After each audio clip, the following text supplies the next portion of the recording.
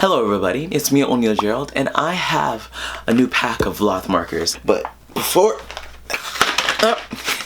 there we go. With this new pack of VLOTH markers, we're going to be talking today about two artists that I am absolutely in love with right now. Their names are Chloe and Halle, and together they make up the group, Chloe and Halle. They recently performed two of their songs, Warrior and The Kids Are Alright, at the MTV Movie Awards. I was absolutely floored by the choices that they made. They have a lot of things that are characteristic to their sound, and I wanted to get into a little bit of that, especially some of the runs that I heard that were absolutely bonkers. So we're talking about Chloe and Halle on this episode of VLOTH. VLOTH.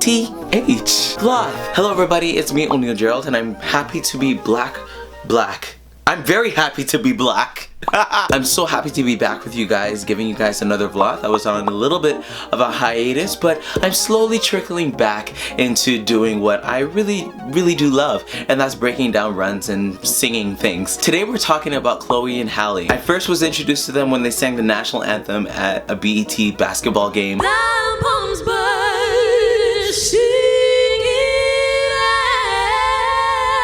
Ever since then, I have been keeping my eye on them, and this MTV Movie Awards performance was absolutely bananas, and I have a lot of reasons why, so we're gonna get into that. But first, we're gonna get into the strengths and weaknesses. The reason why we talk about the strengths and weaknesses of singers is because singers use their strengths to navigate around their weaknesses, and so weaknesses play a huge part in shaping a singer's sound. So without further ado, we're gonna get into Chloe and Halle's strengths and weaknesses. Hit it! Chloe and Halle's sisterhood is very much reflected in their singing, as they are so well blended and adapted to each other's sounds. Their voices have big differences, but their individual adaptations mask those differences beautifully. They've also used very unique vowel choices to create a very distinct sound for their vocal arrangements. They close the tail ends of their lines into more oo and e-like vowels and add vibrato to them. This trademark sound makes them very distinct and instantly recognizable. They are also very unconventional in their harmony choice. They never are simply going to give you straight parallel harmony without some type of harmonic spacing to diversify their sound. Now vocally, both of the sisters are not quite apt to belting. They can be very safe in their choices, and to the one that isn't into their music, their conscious choices might be mistaken for inexperience, when in reality their style has simply taken their voices on a different route. I also feel like they are still getting a grip on their lower registers in terms of support and weight, but this will prove to be a wonderful thing for them to discover as they grow in their artistry and mature in voice. So before we get into the performance, I wanted to talk a little bit about Chloe and Halle's voices, because Chloe and Halle are actually very different in their approach to singing. So Chloe is the older one of the two, and I'm gonna use the blue to represent her chest voice. So what I'm gonna do is I'm gonna go from the bottom of their range. Let's talk about G3. That's really not the bottom of their range, but it's really where they tend to live.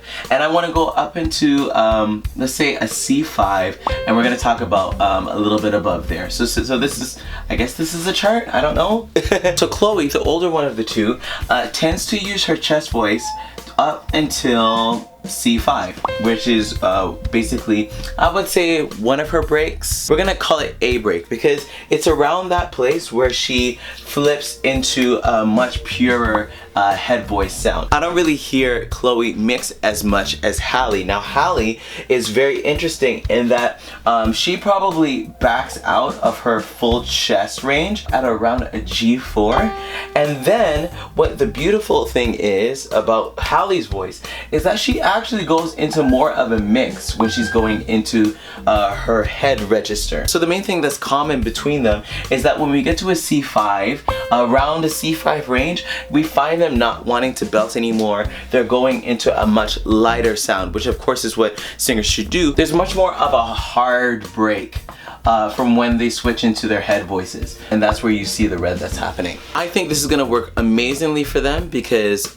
if they're not belting in the super extremes, I think it's much easier for them to be able to carry on singing for a much longer period of time, not just an entire concert, but across many days. But in terms of sound, it makes them very different, and we're about to hear that in this first example. We're gonna hear Halle go into using her mix next go above the C5 into a very beautiful high note, and Chloe's actually gonna take the lower root. Let's see what's happening.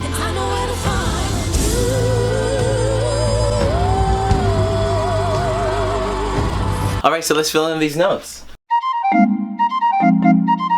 Halle is actually totally in her head voice, so she completely forgoes her mix, and she is singing you, and she has a very nice vibrato on the end. And this is really Halle's big strength, and it's one that her sister covers very well, in that Halle is very head voice born. This is where she lives. Chloe is different than Halle in that although she's able to use her head voice, and she does, to adapt to Halle's sound, her sound is more chest based, and so we're gonna find that she is gonna use her chest voice up to its limit, and then she's gonna go far down. This is harmonized.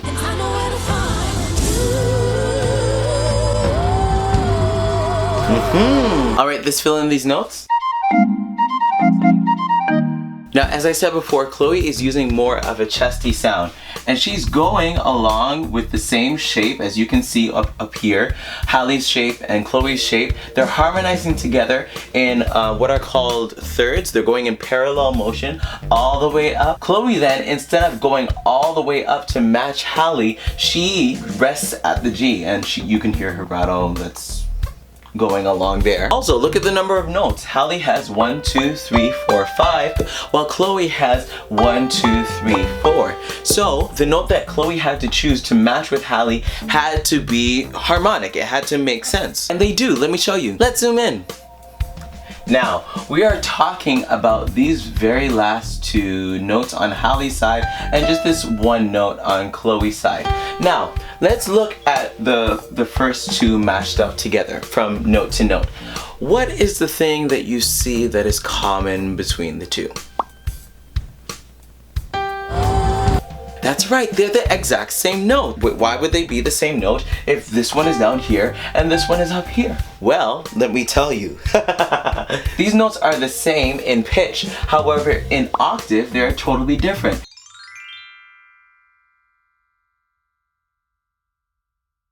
So this was a G5 that Halle was singing in her head voice, and Chloe went down to a G4. So being the same note, of course they would make sense. So Chloe's note and Halle's note were actually an octave apart.